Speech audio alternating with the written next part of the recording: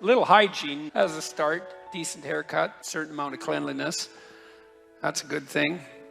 What's rule 1 in the first book? Stand up straight with your shoulders back. That's a good thing to do. What do women look for? Depends on the wisdom of the woman, obviously. But it does, because narcissists can fool naive women. That's why narcissists propagate, by the way. And we know this because narcissistic psychopaths, young women are more likely to fall for narcissistic psychopaths. And the reason for that is they can't tell them from competent men. Because narcissistic psychopaths imitate competence. And that's their niche. And so they have a confidence that isn't justified by their ability. But the women check out the confidence as a marker of ability, and the falsely confident can fool them, especially if they're young and naive.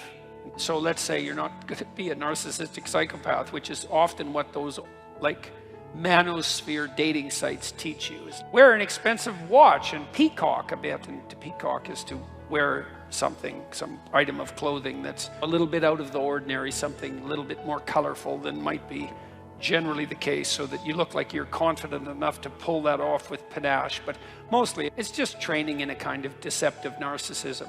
Now, a wallflower guy might benefit from some training in narcissistic psychopathy, just to balance him out a bit.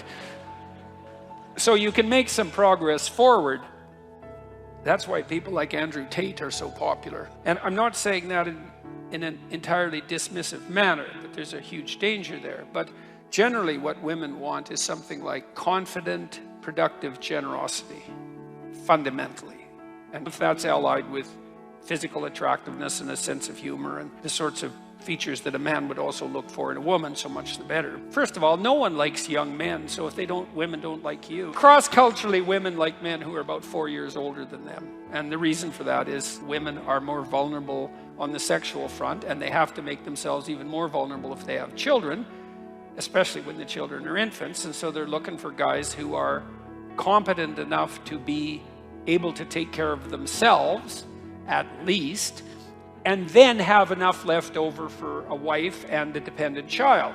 And not exactly because the wife wants to be taken care of, because it isn't exactly like women want to be taken care of.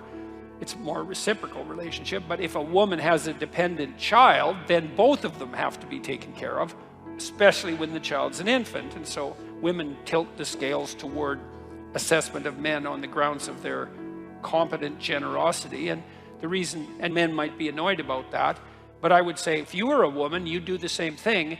And you know how I know that? It's because women are female humans. So you can't blame women. It's like, clue in there, buddy. If all women don't like you, it's especially if you're young, because most women aren't going to like you, and when it is you. So you have to grow up. But then you got to understand that if you make yourself competent and productive and generous and a little bit socially skilled and reasonably clean, eventually you'll fool someone, and then it might take a few years, but generally it happens. So that's the thing, is don't be a fool. Turn yourself into someone who's worth being around, and then develop enough social skills so you advertise yourself genuinely. Because it's not also useful if you're a man to be competent, productive, and generous, and then so timid and socially unskilled that no one can tell. That's also not helpful. Engineers do that all the time. So my friend Jim, he's my brother-in-law, he's a great engineer. He said, engineers are the only men who never figured out how to turn social status into mating opportunities. That's such a funny line. It's also true. You know what? I'm going to tell you a story about him too. I was with him and a friend of mine who's also an engineer in a bar in Palo Alto in California. It was so damn funny. It was a wine bar, a pretty sophisticated place. And I was sitting there talking to them, and they're both high-end engineers and like super bright people, but they're engineers. And there was this quite attractive woman there about our age. This was like 15 years ago. She tried to get herself integrated into the conversation, and